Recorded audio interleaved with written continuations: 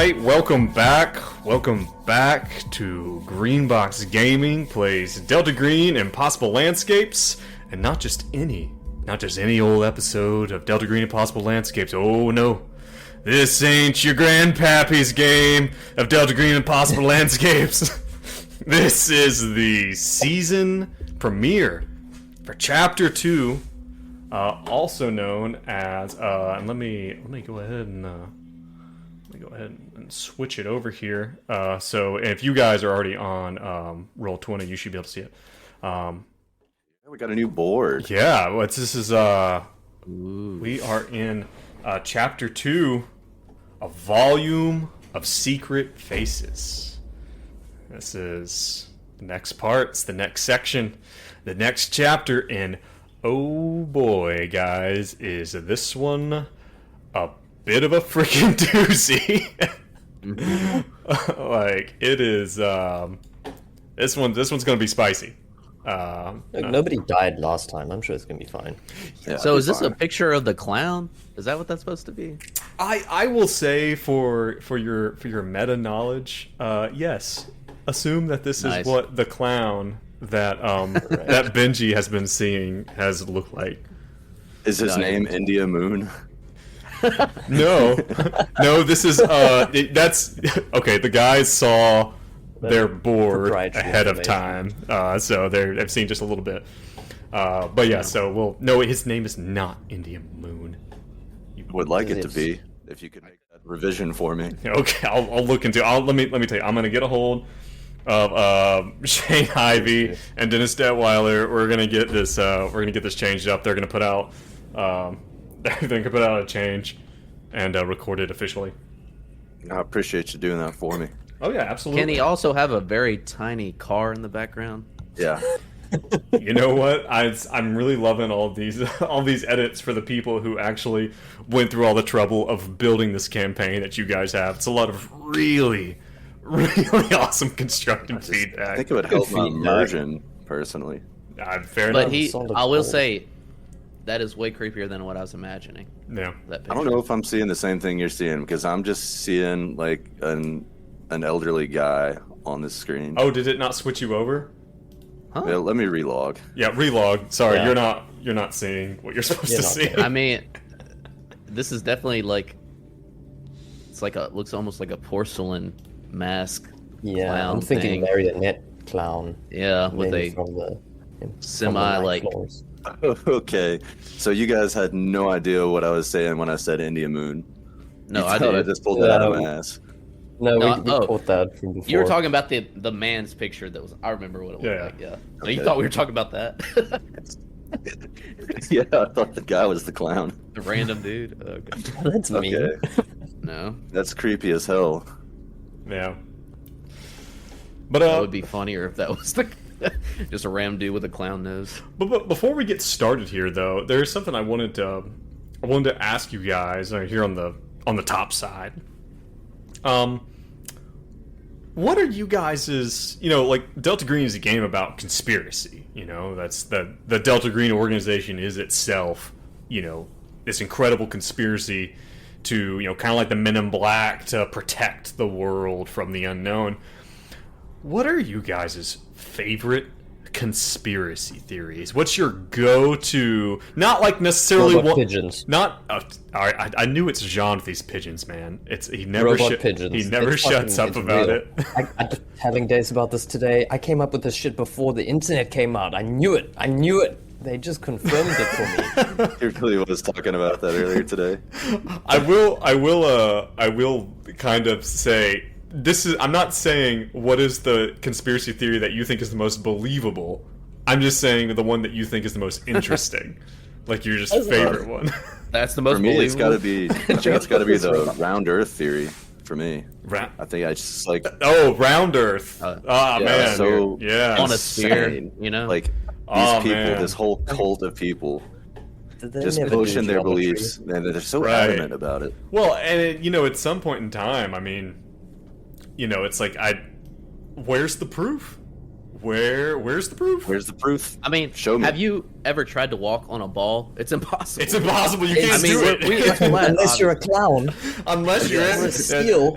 And now we're back to Delta Green. Okay. Unless your name is India Moon. Honey.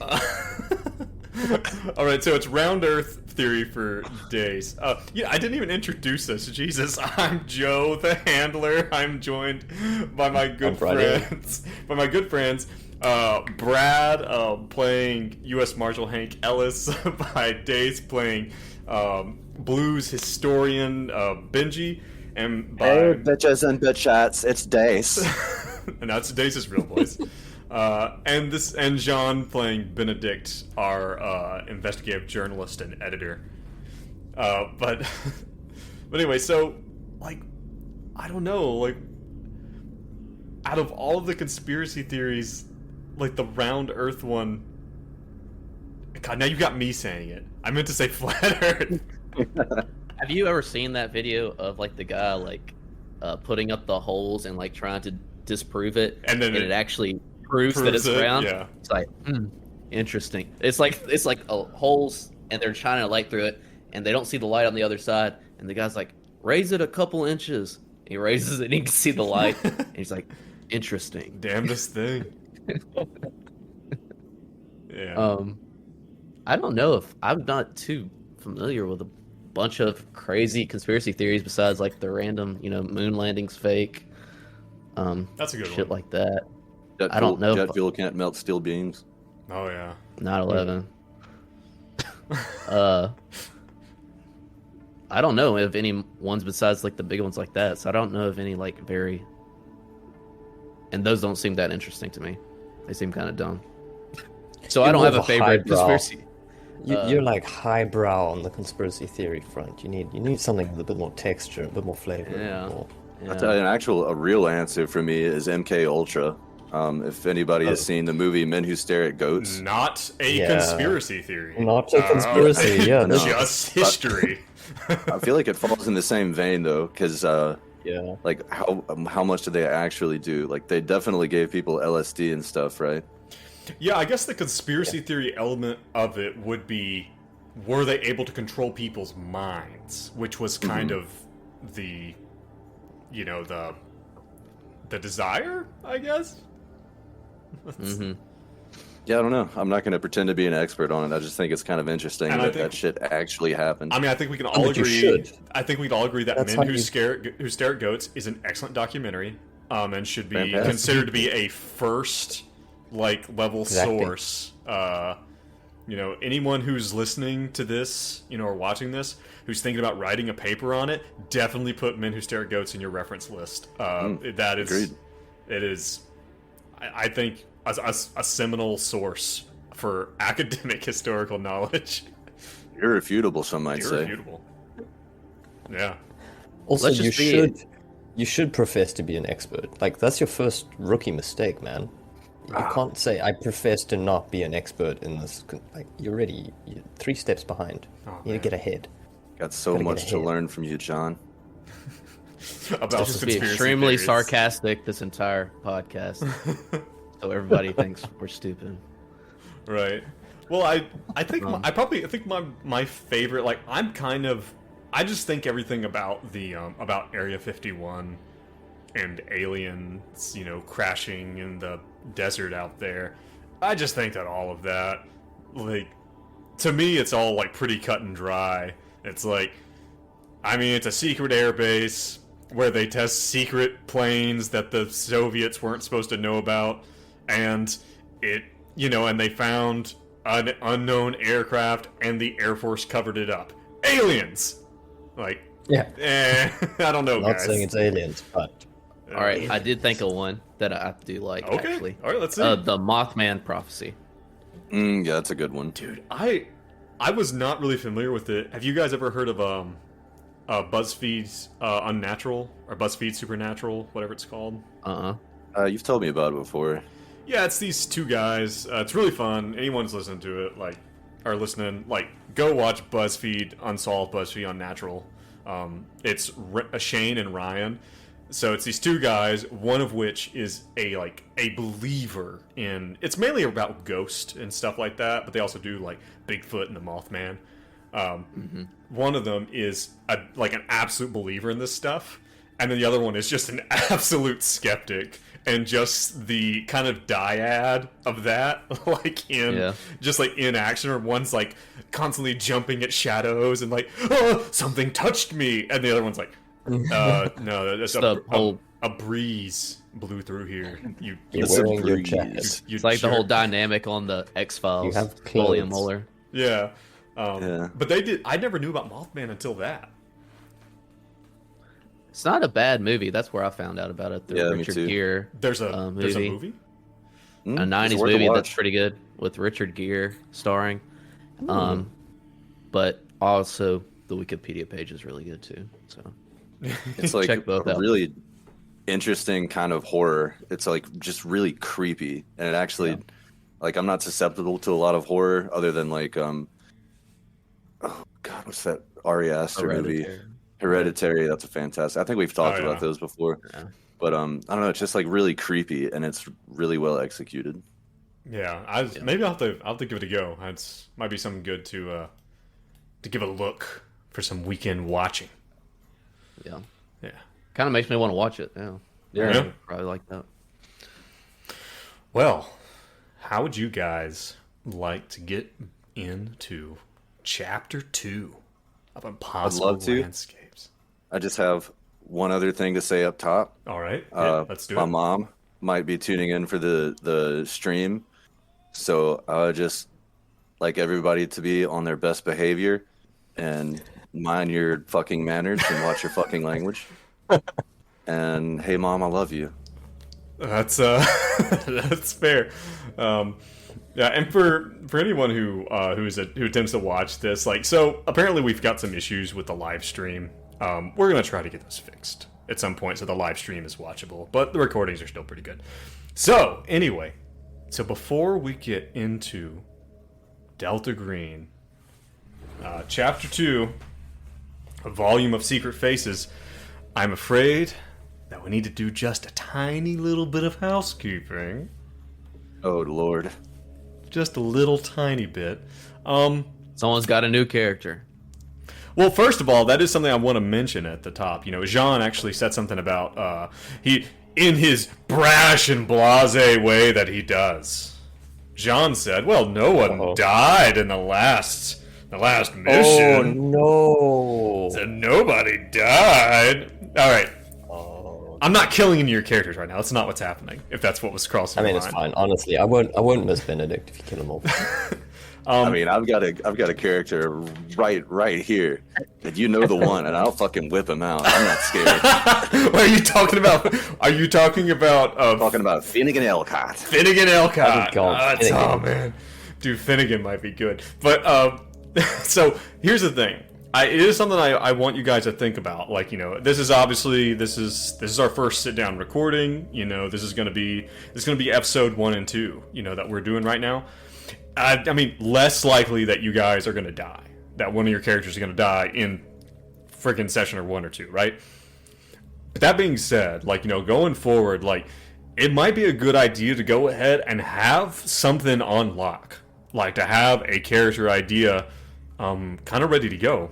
And one of the things I'm actually going to do in Roll20, or I'm going to try to remember to do, is go ahead and just give you each a new character sheet so that you can roll up a new character. And I think that you guys need to have a prepared character in pocket, already rolled and ready to go.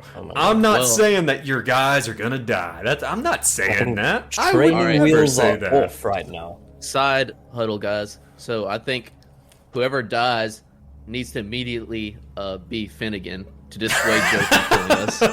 Not just Madison can play Finnegan, any of us can. So the next person that dies. We all play Finnegan. He gets a split personality of all of us. I'm so on board for that. 3 Finnegans. All of that. That would be utter chaos. That would be wild. Man. Excellent. You better not kill us, Joe. Finnegan. Yeah. The good thing is... Good to meet you. I'm Finnegan. Yes. I'm Finnegan Elcott. No, I'm Finnegan Elcott. Pleased to meet you both. I am Finnegan Elcott. Doctor. Finnegan Elcott. Wait, wasn't he a doctor? Because he Dr. Finnegan Elcott. Because what was the reason? He had a PhD and an MD. Wow. Yeah. So he was doctor. Anyway, have to. Yeah. Finnegan Elcott aside, that was a character from our Control Group game that we played, which was really good. I suspect we'll see him. Yeah, it was so good. There's Anyway, not much to know. He's just Australian and insane. Utter psychopath. He's maybe the funnest character I've ever played, if I'm being honest. But so have a character idea on lock. Have a, and like I said, we'll see what we can do about getting, actually having something ready to go, and and if you guys need help building the character or rolling up another character, like we can do it. Keeping in mind, you guys rolled really, really strongly on the characters you currently have, so don't bet on having that again. So the second thing is a little more focused. It's old Benji. Benji. One of the things that as I was listening back, and I was listening back to the bit where Benji goes on a special operation to, he kind of goes on a special home scene mission to build up some unnatural skill. Mm-hmm. And you rolled crazy well on that. You got a critical success on that roll. That being said, even on successful rolls on most skill building stuff, you should take bond damage. And because that was not built in specifically to this, I think it should still happen. Okay. So I'm going to say, now because you rolled a critical, I'm going to say it's only 1 bond damage.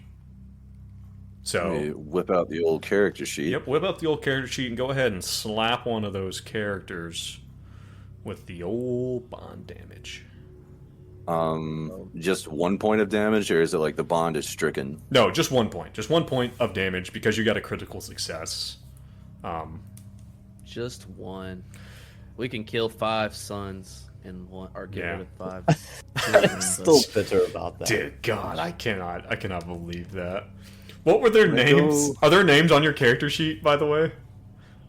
I'm in character now, Joe, and I don't know their names anymore. It's lost to me. Oh no. Okay. I'm a broken man. Do you actually not recall their names?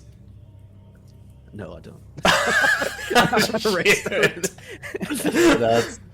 That's brutal. The youngest one was Junior. Oh, one of them was JJ. I thought the last of them was JJ. Was there Josiah? You're talking about the homeless. The men. The homeless men. Oh yeah, they're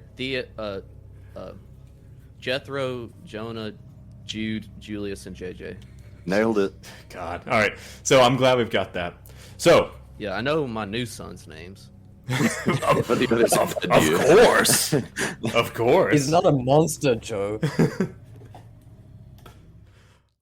Okay, so I'm going to go ahead and I'm going to pull you guys over to our new gameplay screen, which you actually accidentally have already seen, but we're going to move over here anyway. This is our new gameplay screen, and let me make sure that the stream is picking that up. It is, but it is terribly off-center. Let's see. There we go. Alright, so as we get started, so first and foremost, we have skipped forward. We've kind of talked about it already a little bit, but we've skipped forward in time a great deal. And one of the things I asked you guys to think about at the end of last time was what is what your characters look like in 2015. So at this point, we'll go ahead and start with let's start with Benedict. Sean, what does Benedict physically look like in the year of 2015? So Benedict recently came into some money, That's right. Through some dealings, some wheelings, some dealings, some art, and etc. etc. So he's suited up these days. He's now clean shaven. He can afford to kind of spend. So he's very clean. He's got a suit on most of the time, whereas before he looked like some journalist, some other street urchin. And but now he wears a suit all day, every day, and he's very well groomed. He hasn't really looked after himself. Like some of the wealth that he's accrued has led him to be a bit gluttonous. So he's definitely picked on a couple of pounds. Oh, okay. How old is he now? He wears it well. He wears it well. I think he is approaching how many years since the last operation? It's been 20. He's 62. Good Yeah. lord. Shit. He's 62. He was 42. So Yeah. God. he's almost a bit of a grey fox, but I'd say a bit of a hefty grey fox. if I may. Is a gray fox like a tier under a silver fox? Like he's kind of hot, Yeah. but not that hot.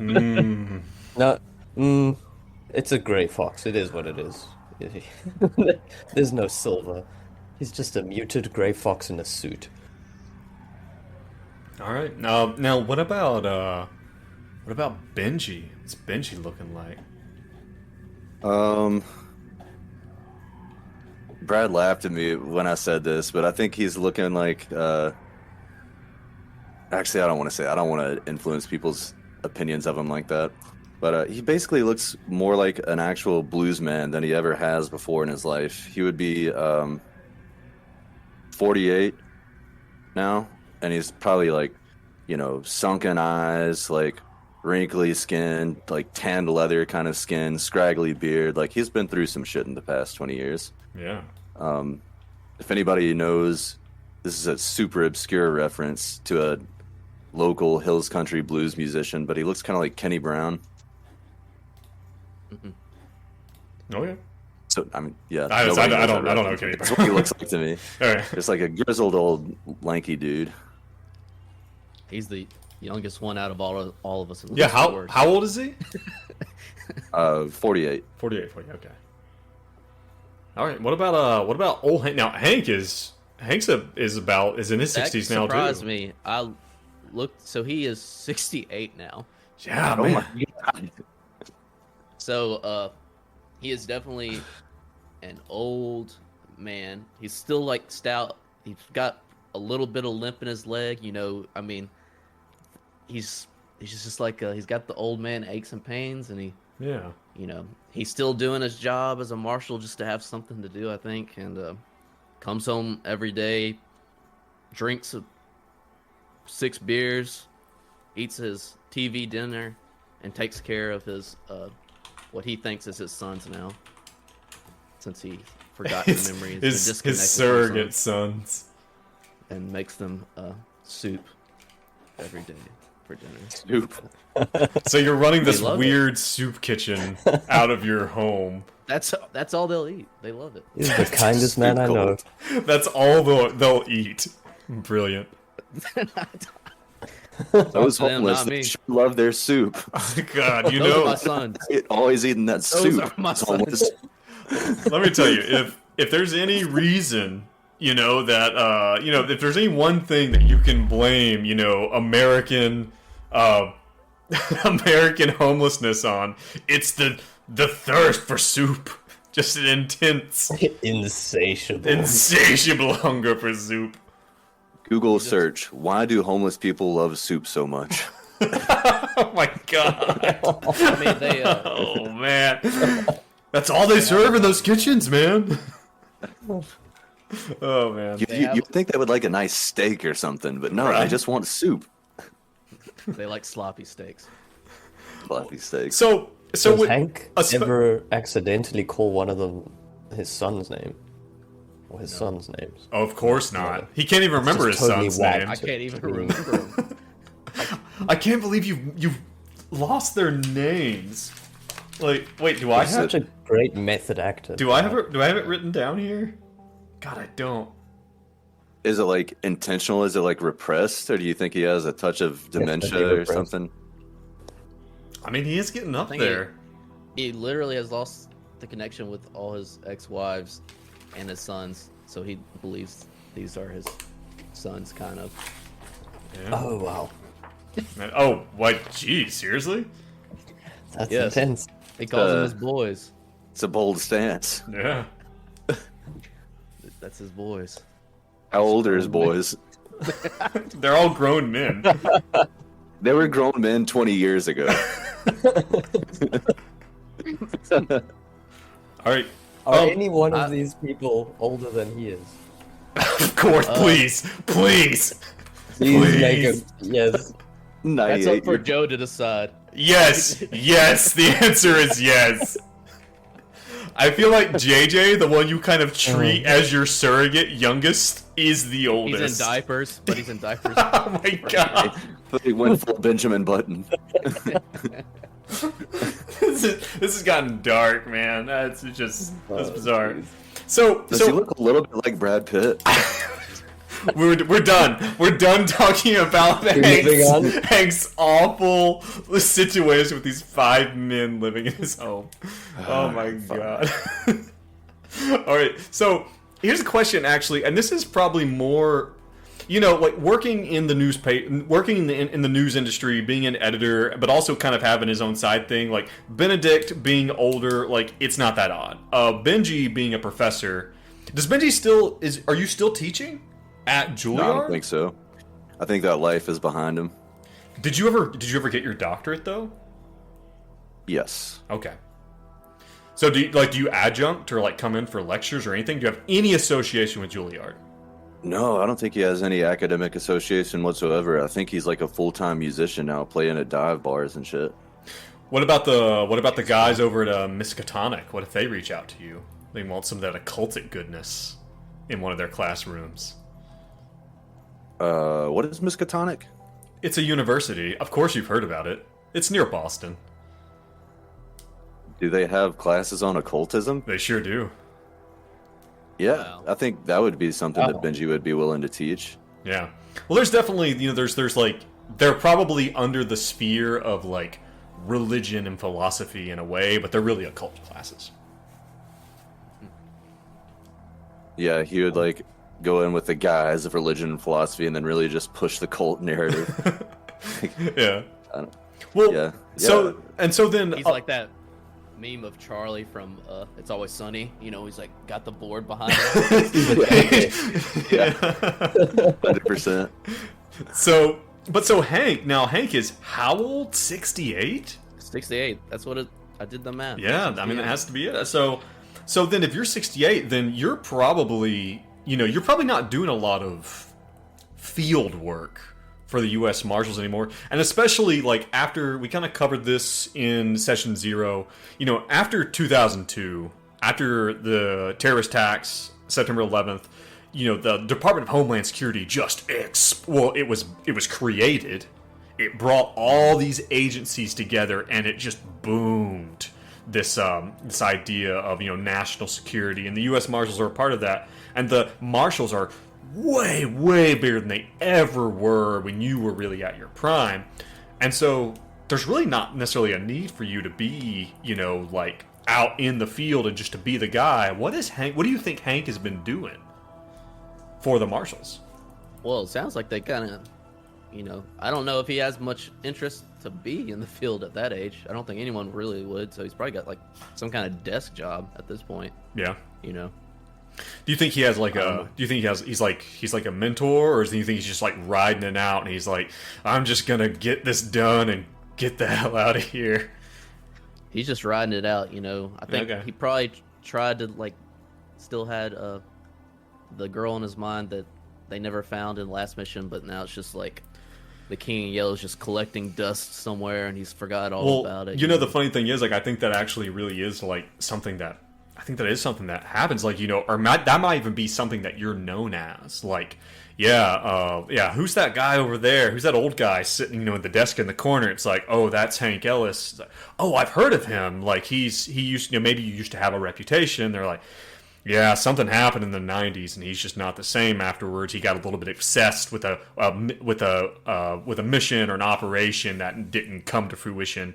and he he just kind of broke him, and now he's just kind of this, this, I don't know, like an artifact of a different time, kind of in the back corner of the U.S. Marshal's office there in New York. Didn't he go out with Cindy? Yeah, I guess that's one of my bonds now. Well, I think that you had said that. Still... I think that you had said that you and Cindy don't have a romantic relationship, but that you got a little closer as colleagues, maybe. Right. Yeah. And Cindy's been there through the 90s too, and she's still there, and she's older now as well.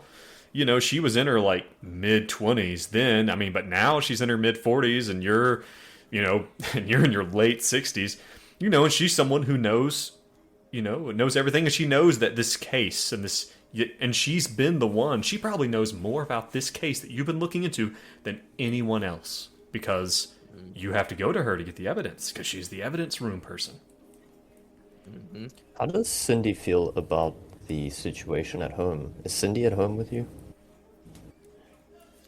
What do you think, Joe? I don't. Me and Hank wouldn't like you said. They're just like work friends. I would think more so. I think that she's probably concerned that you've invited 5 men. I don't know. Did you tell her? 20 years. I don't think she's 20 years. Well, I don't know. They haven't been living with him for 20 years. How do you keep this secret for 20 years? I don't think he's keeping it secret. He's just saying, "Oh, I've been taking care of my boys." Boys? Hey, Hank, aren't your boys grown? Oh, yeah. Yeah, they are. They grow up so fast. All right, so so that's what's going on. So you guys are all of age, not necessarily super well. You've all got some new weird obsessions. I think Benedict's got a really weird statue of Michelle that he probably still has around. Oh, I don't. God. That's a stand for his new friend Papua New Guinea. Papua New Guinea, the pigeon, which may or may not be a government spy. Just saying. Robot bird. Anyway, it is 2015, guys. It is 2015, and it is, President Obama is, at the end of his second term. Looks like, no one really believed that Donald Trump was actually going to get involved in politics, but apparently he's giving it a go for the Republicans. Oh, God. In the United States, the big things that's kind of been happening, there's been another mass shooting, this one at a church, and this is, kind of struck, the nation in a way that a lot of mass shootings haven't. There's also a lot of kind of civil unrest going on around, police violence on black people, black communities, and that's kind of that, all of that, with BLM and the like Antifa movement, like they're not started yet, but they're like kind of getting going, like they're just kind of starting to grow a little bit at the grassroots level. Internationally, there's been a bunch of terrorist attacks in France recently, and it looks like the United States is, as far as anyone knows, is still not giving up in Afghanistan. So, but you guys are in New York and have, you guys lived through the rigors of 9/11, and now here we are in 2015. Let's not forget that Tame Impala released his iconic classic Currents in 2015 as well. That's a good one. Okay, Roger. That note. On that note, so Hank is listening to Currents on a CD player with headphones. So awfully forward for a 68-year-old man. Yeah. When there's you're sitting there just like listening to this. You're in your apartment, and there's a knock at the door, but you don't hear it because you're wearing headphones, listening to Current. But luckily Jonah. Sorry, was it Jonah or Jude? It's Those are both. Okay, Jonah and Jude both fight each other to get to the door first. Jonah eventually tripping Jude in the hallway as they both run to the door and excitedly open. It's, as they open the door, they just see the back of a delivery person hit the corner and turn, and there is a note laying there at the table, or at the floor, and they pick it up and bring it to you. Benji, you are, you're probably just getting home, and as you get home that evening, or maybe even you're just waking up if you're playing a lot of music, and maybe you're getting ready to go play at a blues club. Maybe you're just waking up and you see an envelope that's been slid underneath your door. Benedict, you are just winding down for the day, admiring the bust of Michelle there in absolute total silence in your home, drinking a cup of tea, when there's a knock at the door, and you open it up, and there's a courier who hands you an envelope. Inside, each of you receive this, and if you look on the Roll20 screen, you receive this invitation. I will make it bigger for us to read for the time being. Would one of you please read that for me?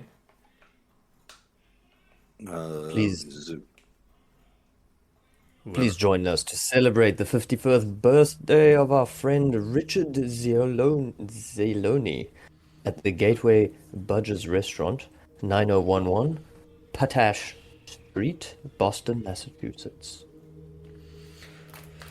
So, at the top, for those of you who are listening, it's a beautiful piece. It looks like handwritten, like pressed invitation, like very fancy. That has this beautiful calligraphied message written out, and sent at the top center of the invitation is a green triangle.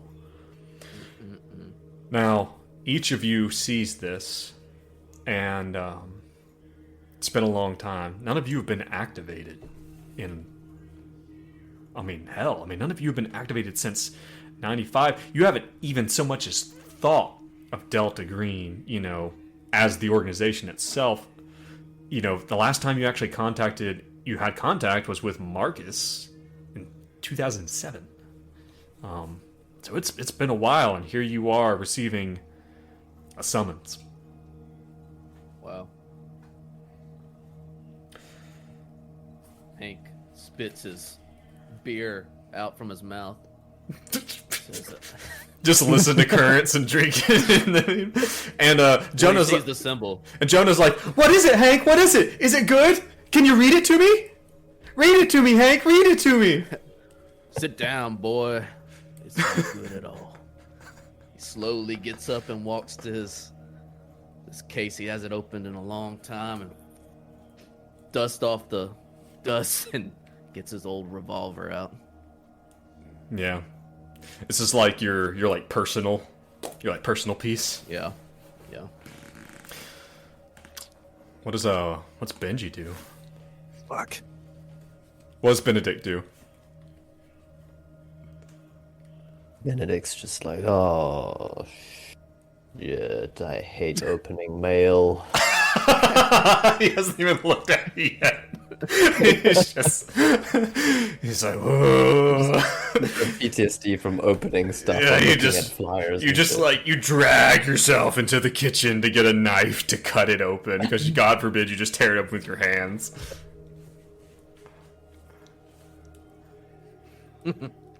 What about Benji?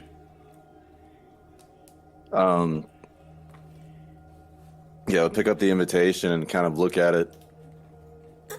And he'll look over at his cat. Sadly, Alibaba has passed away in the last 20 years. It does happen. It was real sad. It was a whole thing. But now he's got a new cat. It's a mangy looking motherfucker, and its name is Muskie Casegraves. And he says, "Hi, Muskie. Looks like it's time for another round." It slams a shot of whiskey. I love the another round. All right, so does she have an album out in 2015? Okay. So fact checking me, bro. Fact checking me. So one of the things I will go ahead and let you know, Hank, with your forensics skills of 32, which you have, you looking at this and like immediately you kind of go like and said maybe you haven't done a lot of field work for a long time, but Hank goes straight into like all of that instinct immediately bubbles up to the surface as you slam the paper down and you bring a light over to it and you're like looking at it and you're thinking back to what you learned about a handwriting analysis, and you immediately know that whoever, from your skill in forensics and from what you've picked up in the past, you know that all you can really make out just immediately is that whoever wrote this is right-handed and likely a man. That's kind of the two big things you take away from it immediately. And that's just from you having a forensics level that you do. Yeah, I mean, now that I wasn't even looking at the handwriting until you said something like that, but there is just for the viewers, it's like there's this weird light squiggling out to the side. Some letters are kind of jagged, so it is kind of got some strange handwriting on it. Okay, yeah. But a man that's right-handed, is that what you said? Yeah. Okay. Yeah, that's a big thing you're picking up on. And that little curl at the top of the invite, is that of any consequence? It's it looks like there's some kind of manila backing. Well, that's interesting. Benji, Benedict starts to fiddle with it. He's looking at the corner of it. He's like, "What the hell is this?" And the two pieces of paper pull apart. Oh, he closes his eyes. He's like, no! Inspiration. Give him the juice. You know what? Wow. Episode 1, Benedict, you get the juice. The juice. Nice job, Benedict. You get the juice. Benedict, put the juice down in your inventory. Keep in mind, I think Benji still has some juice. Did you ever use it? Does it last for 20 years? I don't know if it really lasts. Absolutely. It's a well-aged juice. 95, a good vintage.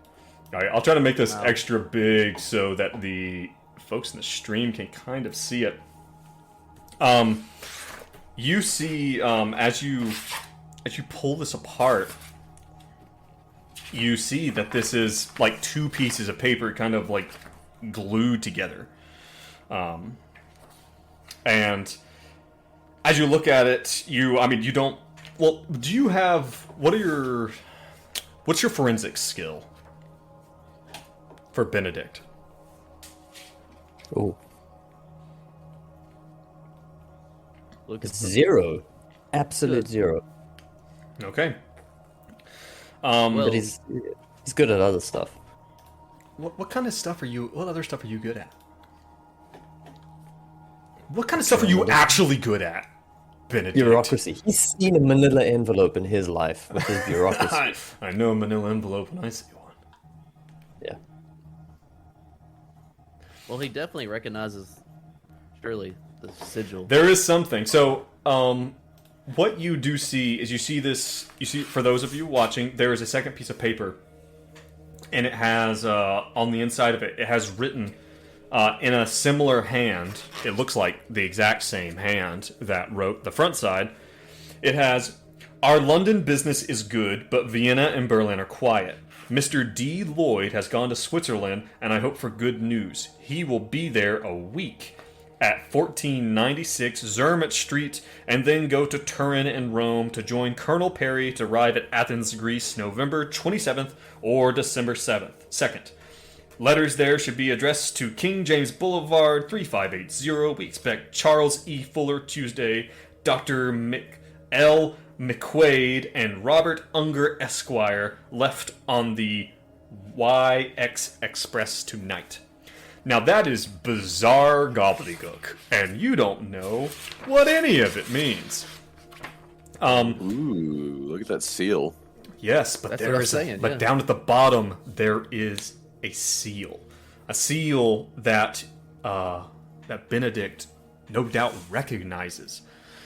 It is the seal of a demon from the Ars Goetia, a seal that you guys had located, had pulled out of the junk-filled room, a seal that may have even been involved in whatever happened to Jeremy 20 years ago in 1995. The seal of the demon called Person, P-U-R-S-O-N. Damn, John, nice job. As soon as you... I thought that was just like aesthetics. As soon as Benedict pulls this down and you look at it, all of a sudden,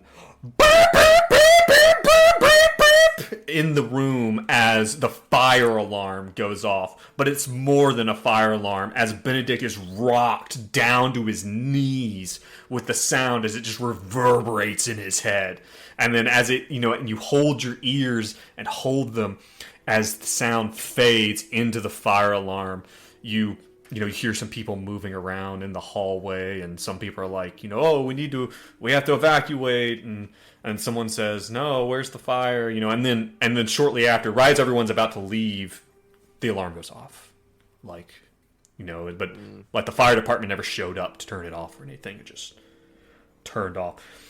Go ahead and make our first Season 2 sanity roll for Benedict, please. See that one coming. That's what you get for being observant. That's what you fucking get.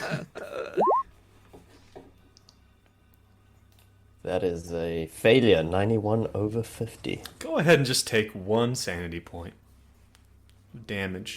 Just one. So keep in mind, one away from his breaking point. How much? So Did he get any more sane over the years? No, he didn't. Not really. With all the personal stuff. No, not really. Not really. Not really. That's not how sanity works. So, but here's the thing. Actually, let's keep in mind. And he looks at his pigeon out of the corner of his eye. Over there on the over there on the right side of the over on the right side of your character sheet, underneath your sanity stuff, there are those boxes for violence and helplessness. I see that none of them are checked. Is that right? Correct. I don't know if it's intentionally correct, but that's right. I have to look at that. So basically, anytime you take sanity damage, and it's from violence or helplessness, which this is, it's helplessness, you are supposed to check one of those boxes. Okay. I think that... God, you That's guys probably happened a bunch of times. We haven't been doing that. Yeah, God, yeah. Have I just failed you as a handler? Marionette strings going up into the infinite sky. That's probably gonna cause some trauma in helplessness. Yeah. Gosh, I feel like you guys have definitely... Are those the only two categories that you can... So there are 3 categories of sanity damage. There's violence, helplessness, and the unnatural. There is no way to become immune to unnatural sanity damage. So, yeah. We'll just have to think about that going forward, unless you can think of some instances off the top of your head. I'm going to say this. Everyone go ahead and tick 1 in violence. Okay. And everyone go ahead and tick 2 in helplessness. I already had 1 in violence and 1 in helplessness. So I think we started to do it and then just completely forgot about it. Completely forgot. So let's just start there. I think that's not perfect. You know what? Maybe at some point in time, because we have some fans out there, we have people who are listening. Maybe one of them's like, well, actually, you've each taken blah, blah, blah. Benedict has 3. Yeah. Miss Ellen's going to call us out next Yeah. time. Mom, if you're out there, can you let us know if we should have 2 in violence or 3 in helpless? Yeah. I really appreciate that feedback, Mom. Thank you. So what happens is when you take sanity damage, X amount of times, 3 times from any of these places and don't go insane, you become adapted, which means you no longer take sanity damage from that source, period. But there are some other drawbacks on your character, because becoming yes, because coming adapted to that kind of damage is not good. So you see this you see this and it falls to the ground. Go ahead and make a roll for me for Benedict Farthington. I'm gonna say, actually, go ahead and make a... Don't you have, like, art journalism or something like that? Yeah. Yep. Go ahead and make that for me. Tell me what you get, please. There's a success. 59 under 62. Okay. You actually think you know what this is, because it doesn't make any sense. But you actually know that it's not supposed to make any sense. You've heard about these. These are called handwriting exemplars. This is what you would give, like a police investigator, to show them what your handwriting looks like. That someone would write this out, and this would prove to be, it basically has all the things in a relatively decent combination for the English language. So you know that what's written here is not supposed to say anything, per se. It's a sample of someone's writing. Interesting. Huh. So, yeah. At this time, I am going to go ahead and give you guys one thing. I'm going to say that you guys, over the years, maybe you established this back in 2007 when you met with Marcus. You guys have, it's 2015, you guys have burner cell phones that have each other's numbers, or you have each other's numbers either programmed or memorized. So go ahead and you write that on your inventory if you would, just so we can keep track of it. So you guys have the capacity to contact each other before tomorrow night. Tomorrow night being September 1st, when this meeting is supposed to take place at the Gateway Bridges restaurant. In Boston, by the way, so you guys are going to have to take the train, I guess? Yeah, that sounds like something Hank would use to travel. So yeah, so as a group in your separate places, like, what do you do? I think Hank would have this burner cell phone in that old dusty chest with all his, handgun and old gear. And like you've got your roommates looking over your shoulder. What's that, Hank? What are you doing? Get out of here, boy, and go back to your soup. Oh, man, business. Oh, okay. He shuts the door. We're almost out of chicken noodle. Dump some water on the tofu. I'll be out in a minute. Oh, I hate tofu. That's all you get. He slammed the door.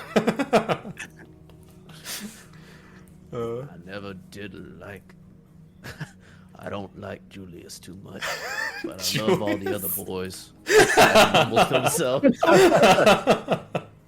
Oh, man. So, yeah, he calls... I guess we can't do a group call, but he would call both Benedict. We could do a group call in 2016, 15 on burner cells. Sure, can we do that, Joe? If you guys want to get together before, and actually, we're gonna say that you guys have like a day or two. You have enough time to meet up if you want to, or whatever. You just let me know what you're doing. We're gonna say it's August 30th, so you have like 2 days. Hank would bring the note, and what do y'all say? We meet at a bar or something? Yep. Yes, that sounds good. Yep.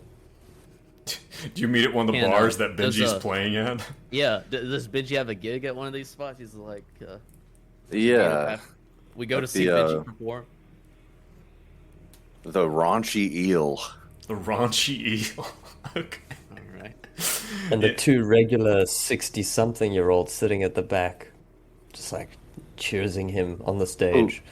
Can I walk that back? Can I say Raunchy Donkey? I think I like Raunchy Donkey better. Raunchy Donkey.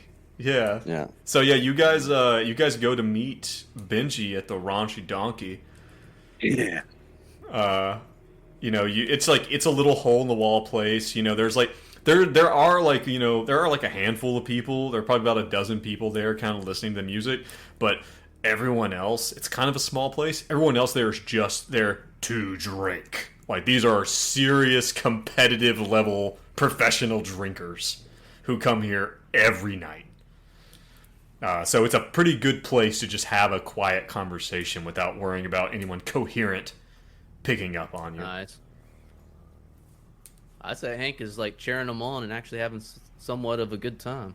You know, maybe he probably wouldn't bring up business right away. Well, Benji, eventually you finish your set, you know, and there's another guy goes on after you, and and you see Benedict and Hank sitting over at the corner booth. You know, as you walk by, the bartender slides you.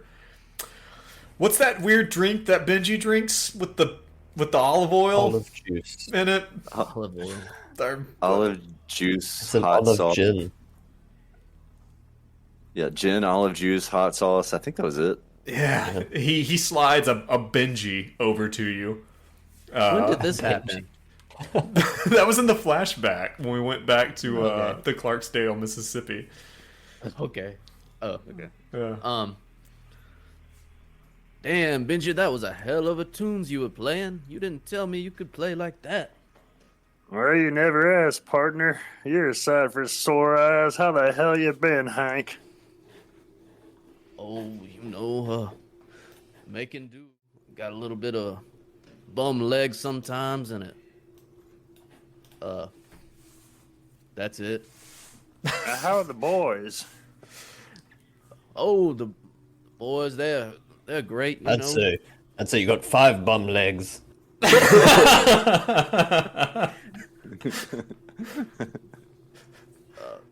It's good to see you, Benedict, but don't you ever talk about my sons like that. I swear to God, if you don't ever talk to my son again. Except for Julius, I don't like him. But That's weird. You know, now that he says it, that's weird. You don't remember any of his sons being named Julius. Insight check. Just let that slide. They both like look at each other like. Yeah, they just you each just real quick. But, Well, damn, Benedict, you're looking like a regular old gray fox over there. How the hell are you doing, old boy? Yes, very good. Very good, thank you. I was going to bring the limo over today, but I thought, you know what? Let me just act like a normal person, and I just took the train. I took a train. Have you ever taken the train? I took a train today. Yeah, most days. I was going to say you look rich. Good for you, brother. That's it. just nah. And that's how he cuts all the sentences. That get you guys some drinks or something? Tea, please. Sure. I don't think they serve tea at the Raunchy Donkey. That's all right. They can get you some vodka, or whiskey, or a Pabst Blue Ribbon. We're out of Pabst. Extract that. You know what? I'll be fine. Thank you. Thank you for offering. All right, Hank. Let me get one of those smelly drinks you always drink, Coming Benji. right up. That's I was trying to think of a bartender name, and I just fucking whiffed. Joe, give me a bartender name. it's Jeff. It's like, is that a new tune? It's Jeff the bartender. God, it's just that easy. He's such a fucking pro. Such a pro. Jeff. Jeff, you know what to do. He's like, and Jeff's like, he just shakes his head and makes the drink and just kind of scoots it away from him out across the bar like it's gross. Cheers, Yeah. fellas. Cheers. Good to see you. Pip pip. Hank drinks it. So What it's, does Hank think? I take it you boys also got a spot of mail from the king. Yeah, something about an invitation to some feller's 51st birthday party. The king? Well, what is... Yes, and,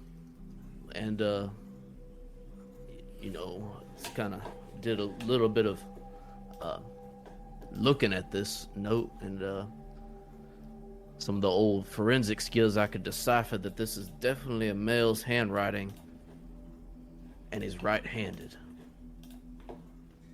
This is a sample handwriting. That narrows it down a good bit, I think. Well, and Benedict, if you look at the other two guys, they, I guess you guys bring your invitations with you, like.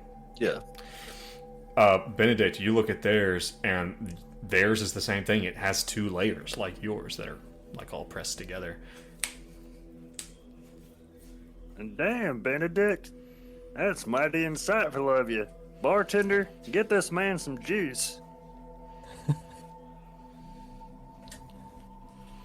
Well, thank you. What do we make of this? What are we thinking? Has anybody heard from, dare I say his goddamn name, Marcus? Has anybody heard from that little weasel? Thank God I hadn't heard a peep from him in 20 years. That son of a bitch. Jeez. What did this guy do to you? We're gonna become more cantankerous as we go along in this game. Well, Hank notices. Well, I mean, we haven't just. So Benji's is the only one that has like the 2 papers or the one peeled back. So I think Benedict. Hank would obviously, or sorry, Benedict. Hank would obviously like try to pull his back. Is it the same note? Yeah, you guys all see this. It's like I said, and Hank, you see it and immediately know what it is. You read the first few lines.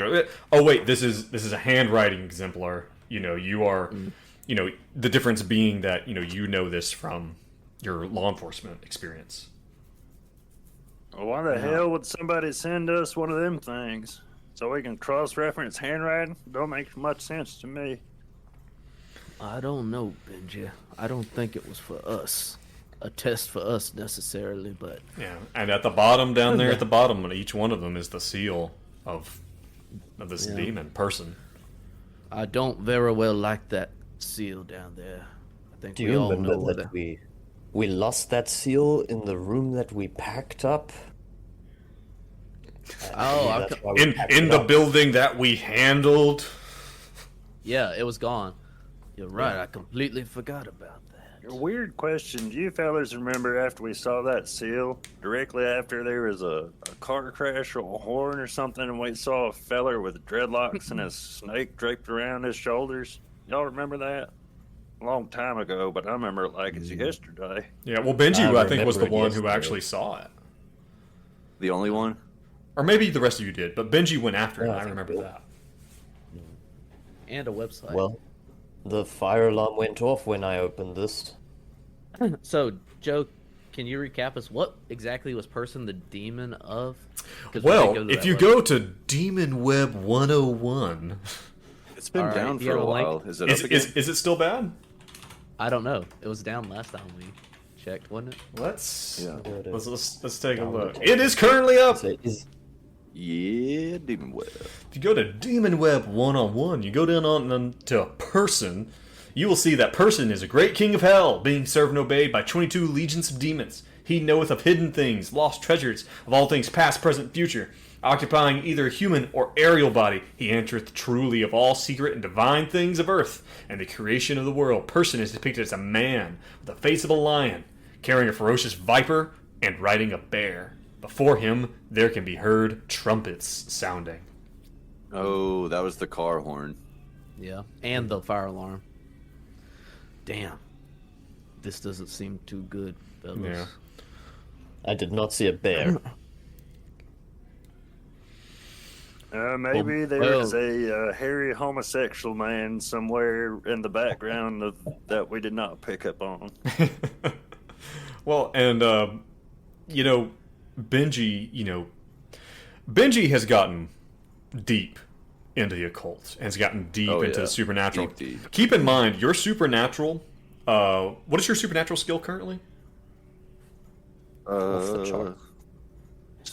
Supernatural skill Or unnatural? is unnatural 28. So here's an interesting thing about having an unnatural of 28, which is ludicrously high, by the way. That is insanely high. Your sanity can be no higher than 72 ever. Huh. Because your unnatural skill is that high.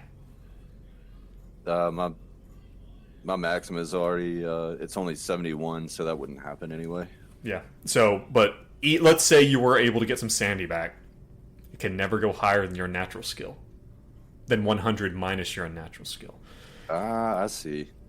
But Benji, So go ahead.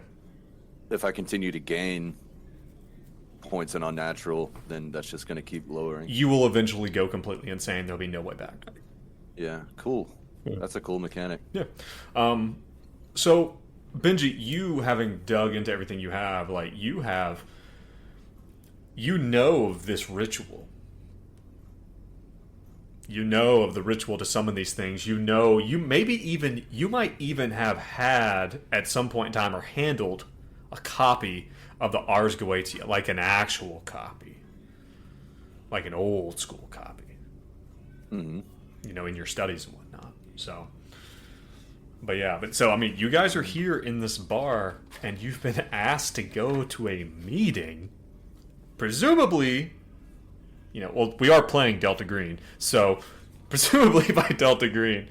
But there's this weird shit on the backside. Yeah, why would Delta Green be affiliated with... That seems completely wrong. Seems wrong. Is there anything on this document that like might hint at some sort of ritual? Like, there any parallels, like coded parallels? If you want to really, really dig into it, if you want to like really study the shit out of it, I would like to. Like, I'm gonna need some type of skill roll. Like, I'm trying to figure out what it would be. A cult? Or It depends on what the clue is. I don't know if I want to let you use a cult for everything. Seeing as that it is so stinking high. Yeah, you know what I will do though? I will let you do an intelligence, but it will be an intelligence at a -40. Yeah, Benji's probably pretty drunk by now. Yeah. -40, you said? Yep. Go ahead and take a -40 penalty. All right. Benji's still pretty smart, so as you're like digging into this. That would be a failure with a 91 over 50. Yeah. Benji's getting a little sloppy. Getting a little bit sloppy. I will say Jean has had to go for just a sec, but Benedict having an art skill in writing and journalism can also make a check using that skill at a -20. I'm gonna say. So He can use what skill at a -20? He can use his journalism or writing skill at a -20. Benedict. Okay. Benedict can yes. maybe with Benji here talking about the occult and stuff, can Hank try to roll an occult? Yeah. His is low. But can he roll on just like, because he's kind of on that... It'll be a mindset -40 now, Benji's again. around? Oh, well, Unless there's you- no way I'll be able to... I will say roll above 0. if you want to do a different skill, man. Outside of occult. If you want to do an intelligence at a -40, Yeah, I'll do that. yeah, give that a go.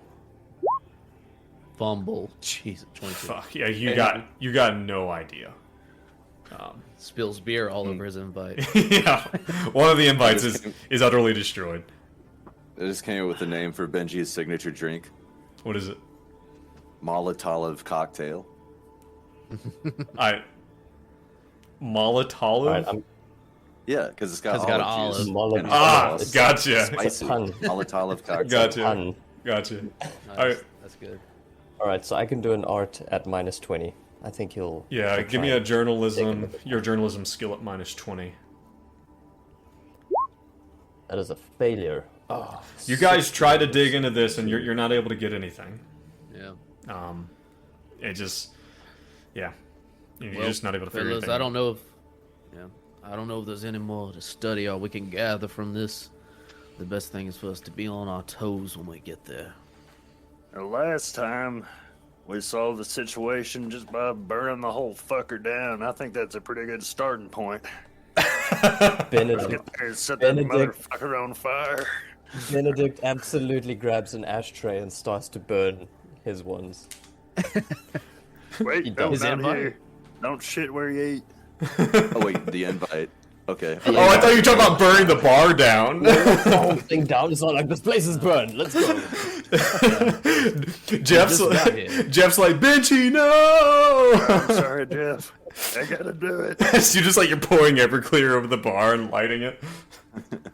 Just screaming Molotov cocktail.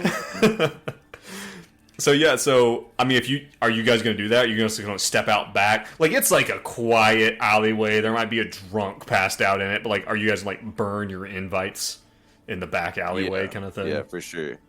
Benji will whip out a Zippo because he smokes now, and probably just gonna burn the one with the symbol on it, the symbol of person. They all have. They all have person. Okay, but the second layer, right? That's the second layer. Oh yeah. Okay, gotcha. All right. Yeah. You know what I think? Probably a critical piece of evidence that we needed, but you know what? I think before Hank burns it, he thinks what's going on. He makes is maybe this note written over. What do you mean? Like the front of the. Are you talking about charcoal rubbing or something? Like someone's added to this front layer note, the one that has the Delta Green symbol on it. I don't know if I understand what you're asking. Like, let's say, like someone changed the letters. Like if it was an L and someone made a P out of it and shit like that. Does that make any sense? What makes you wonder that? Do you see something suspect? Taking another look because there's like these scribbles, like someone practiced doing something on the front. It's like someone's trying to match the handwriting of this original note or some shit like that because it's a handwriting test. It is a little bit wonky. That's just, yeah. What if Hank did a? I mean, we already rolled or something, but. I mean, to tell if they're right-handed or left-handed on the second layer. Oh, could Hank do that for forensic? With your forensic skill that you have, like, it seems like it looks like these are written by the same person. Okay. That was my only last. Yeah, I'm sorry. I think I said that, but maybe I didn't. Okay. Highlight it enough, but. Okay. It's just the layout of the first note does look like wonky. Like, well, the scribbles going up to the P, that little thing etched out to the right. The R has a dash. The D on the friend has like a hard dash. Yeah, well, the second page looks way neater. Like, of our friend is kind of cocked at a slant. And, of course, the name is all fucked up. What does that tell us, if anything? Well, fellas, maybe we should keep one just in case the invite. So maybe Hank will not burn his. And I guess we should phone this number at some point to make a reservation. Oh yeah, there's a little phone number down there. Yeah, there's... I mean, will we really remember this address? I'm just gonna keep one of them, just in case. There's no way I'm gonna remember this. My friend. Does anybody have an Apple iPhone on them? Those are good machines. Looking for sponsors. Is that what it is? We're trying to get sponsored by Apple now? Yeah, that'd be... Steve Jobs did a hell of a thing. That's Steve Jobs with them Apple iPhones. They're so slick. So what are you guys going to do? Benedict phones the number. All right. Okay. Yeah. You... Alright, yeah, you phoned the number. It's pretty late in the evening. I would say it's probably like 10 or 11 o'clock at night, you know, if Benji's playing a show at a bar. It's pretty late in the evening, but you give a call and you hear it's like, hello, Gateway Bridges. Oh yes, hello. I believe I have a reservation. I should be. It's a birthday reservation for my friend Richard Zaloni. 1 second, sir. And you hear some pages, and you say, "Oh yes. Are you talking about the day after tomorrow?" Got you guys. I've got you at 8:00 p.m. I've got you in the private dining room. Excellent. That's great. I wanted to just check what sort of attire we need to bring, and also wanted to check who'd be organizing this party. I had some friends, and I just wanted to see if I needed to bring a gift for my other friends. Well, let me see here. It looks like the room was reserved by a Marbus. God damn it! Who? Marbus, he's a great friend. Don't say no more. Say no more, Yeah. fellow. Thank you very much. And is this a smart kind of black tie event? Casual. Business casual, sir. We don't have a dress code. But I think business casual. It sounds like a great time. We're really looking forward to serving you guys. And keep in mind that was she said Marbus, as in Marbas, not Marcus. Yeah, I was like, how do we know Marbus? Yeah. So yeah. We don't know Marbus. All right. I mean, I interpreted that as it was his shitty take on using a pseudonym because he's a shit agent and he's a shit dude. No character. He looks at Benji like that. That's a fucking Marcus. I like the idea that you're standing in the alleyway and you mouth Marcus like to to the other two. Gee, hawks a loogie and spits and he pisses on a loogie. Jesus. So she's like, well, we're really looking forward to serving you guys, and we'll see you then. Thank you. Goodbye. We're already in Boston, right? You guys are in New York. If you want to make it to Boston, it won't take a train ride. Yeah, plenty of time. Okay. I swear to God, if we show up and this is Marcus and we're his only friends and this is his idea of some birthday party, I'm gonna shoot him on the line. He's just like having a birthday party for himself, and he's inviting you guys. We're his only friends. That's classic Marcus. Classic Marcus. Piece of shit. Narcissistic, some might say. Y'all want to head there tonight? When is the birthday party scheduled for? Is it like the next day or something? 2 days. 2 days. I have to go home and feed Muskie. Oh yeah. Get some clothes packed up and whatnot. Well, I better prepare some soup for the boys while I'm gone. I guess I'll go back to the house too. It's weird. You don't remember all of Hank's adult sons living with him. It's weird. We'll dig into that eventually. I like the idea that every time when this comes up, that Benedict and Benji just give each other the side eye just real quick and just don't address it. Do either of you know a good pigeon babysitter? And now the side eyes between Benji and Hank. Everybody's a little bit unhinged. Everyone's got a little weird. Can't say I do. Benedict, I'm sure. Fair enough. I thought I'd ask. Just You have leave to some ask. food out there and leave the window open so we can get some fresh air, and I'm sure it'll be fine. You could probably get Barlow to look after Papua New Guinea. Yeah. Is that his new assistant or something? It's his brother. It's the older brother. Brother. Okay, right. Me and Barlow aren't on great terms, but you know what? I could give him a call. Old Barlow. Yeah. All right. Well, if you guys are gonna get ready, so what's the plan? Like, are you guys gonna leave to head to Boston tomorrow on the 31st, and just kind of get everything ready tonight? Hank would suggest we get there, yes, the day before or something, just to scope out the place, and do a little bit of investigation prior to the. Yeah, Benji would probably defer to his knowledge of that kind of thing. Yeah.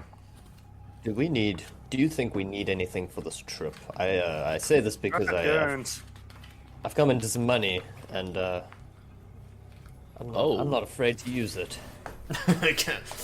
gonna splash the cash. I've always wanted one of them rail guns they put on Navy ships. I think this came up last season too.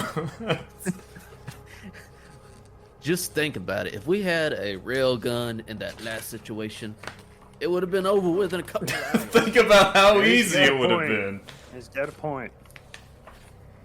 Can we? Maybe, but for real, maybe we should get some nice. Weapons. But guys, seriously. Maybe we could get some nice weapons and some high tech bulletproof vest and shit like that. What if we got well, Benedict, you probably already got a smartphone because you're rolling in the dough over there, but I'm still rocking me a Razor flip phone. Look, I don't mind what we buy. I just want to make the DM's life harder. Yeah, Just give me the shopping list, and I'll send. Let's really put our heads together. What would be the most problematic thing we could possibly buy?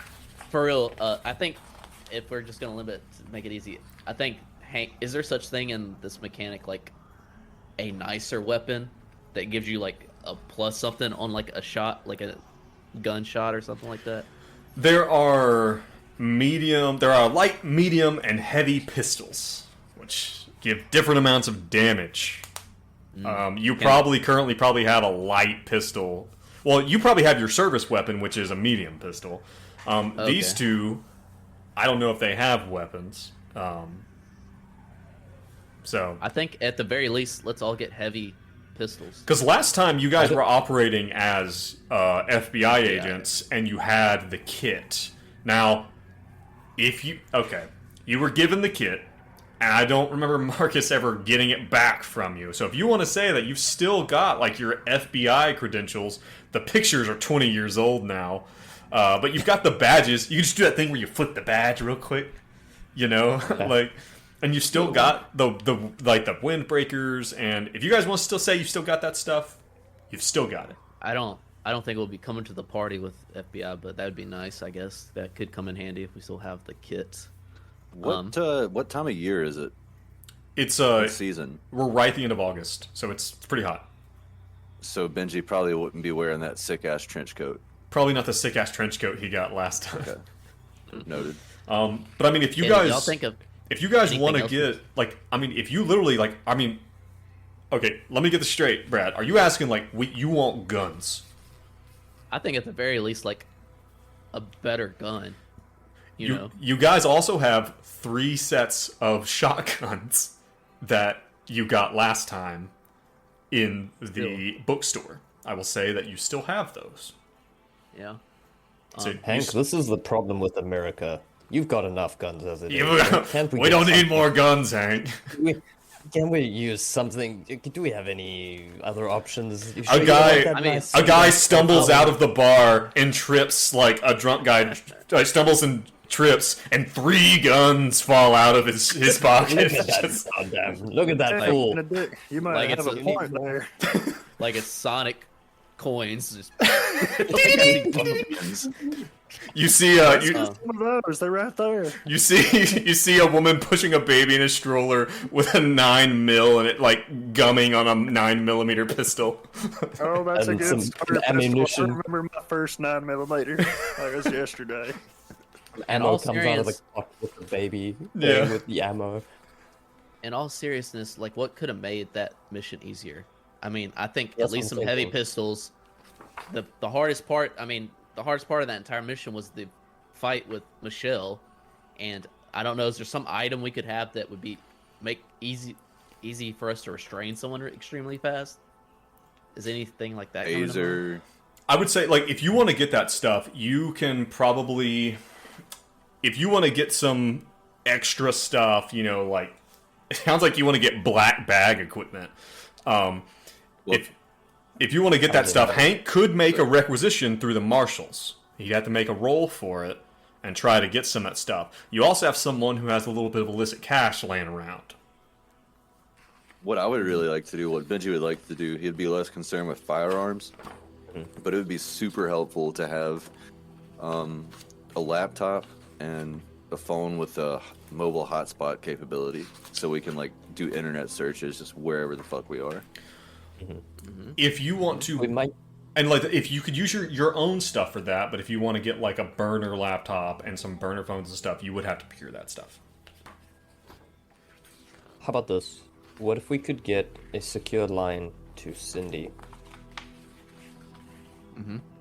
Like a burner phone to Cindy, so have Cindy as a resource. And then I guess we don't even know what we're prepping for, so maybe we will speak to Cindy on this. Marbus. Well, and see what we need. Do we want to include Cindy on this? Let's just think about what happened last time we involved in a bond. More. And yeah, I don't. Benedict, I mean, she's a friend at this point. I don't know if I would. Why don't we bring your bird along, huh? Why don't we bring him? Why we gotta bring Cindy? I might consider that if I can't find a bird sitter. Emotional support pigeon. Yeah, I think Hank would. Okay, so Hank will try to make a call to the marshals and get black bag shit. Something to be easier to restrain someone. like those wrist zip ties. Or even is there like some kind of like professional chemical you'd use just to knock someone out super fast? Like chloroform? Yeah, but I don't know if there's like a professional version of that. The thing is U.S. law enforcement doesn't typically use those kind of things. So no. I imagine Hank going into like the weapons locker. Where's the chloroform around here?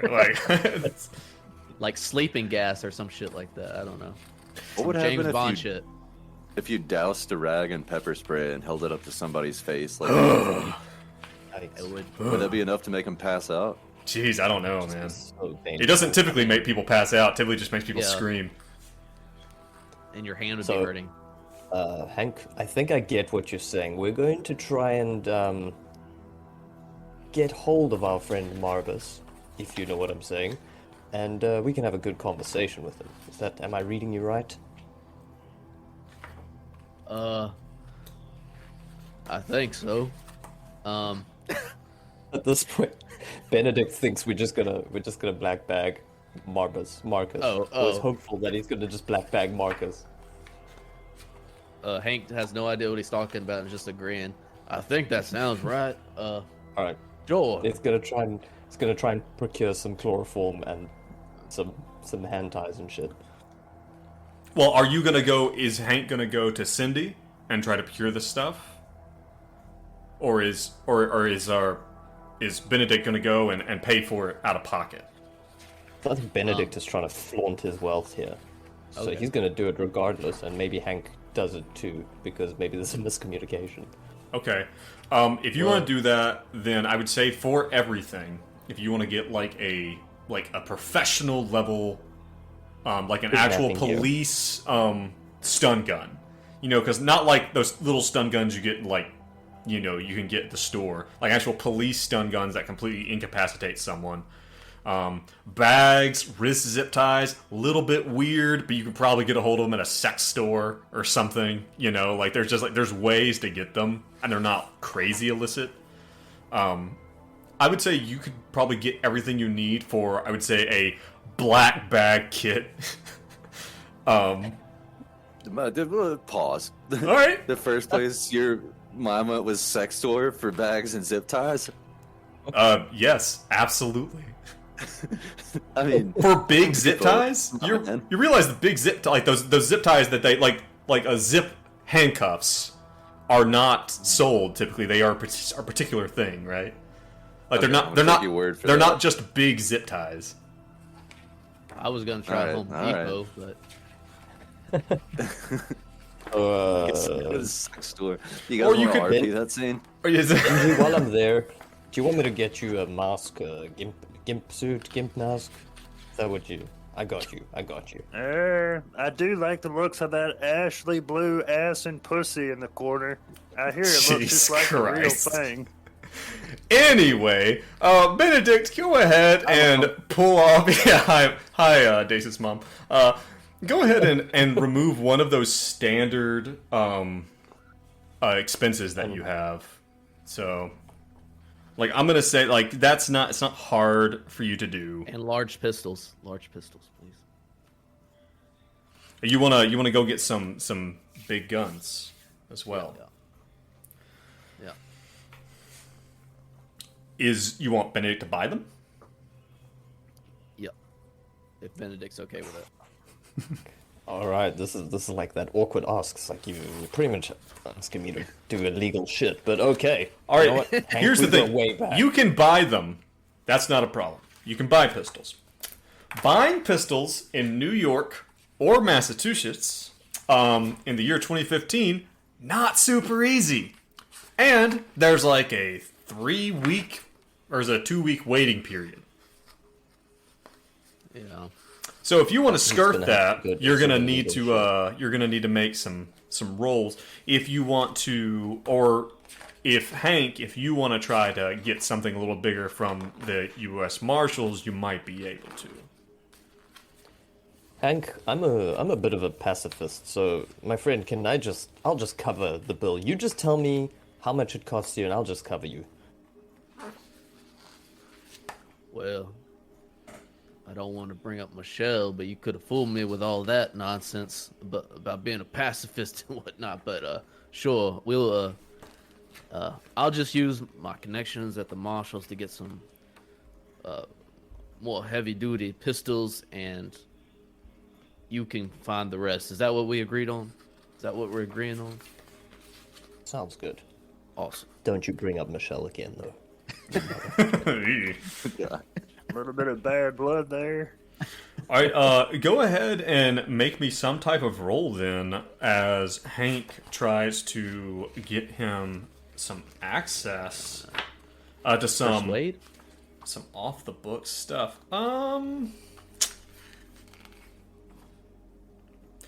I would say you can make a bureaucracy, you can make a persuade, you can make a law if you want to, if you just want to try to finagle the system. Because there is like they do have like a more extensive weapons locker at the U.S. Marshal's office that goes beyond the typical sidearms and stuff. So, well, like you said, he's like kind of not legendary figure, but a well-known figure, and maybe he'll just go to his higher up and try to persuade him to use him for this trip. That you need 3 sets of extra big gear for an off-the-books, not real U.S. Marshals case. You're going to go to your boss for that? For a party. Just for a whoever he has the... whoever has access, maybe not his boss, but whoever has access. You might know the guy who works the cage, like, or the weapons locker. Like, you might know. Right. So go ahead, let's see a roll. You tell me what you get. Success, 38 under 70. All right. You are this kind of well-liked kind of Hank's got the best stories, man. Like Hank was telling us about how it was working back in the 90s, when he was, hell, you were in your 40s in the 90s, so it's like, you were working back in the 80s and 70s probably, and the guy at the weapons locker, he's like, all right,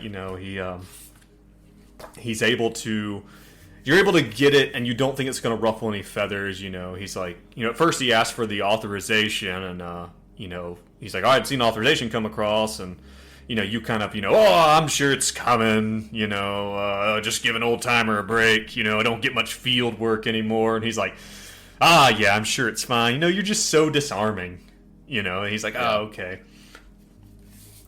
So I'm going to say that he hands over 3 heavy pistols. Desert Eagles, please. Okay. Okay.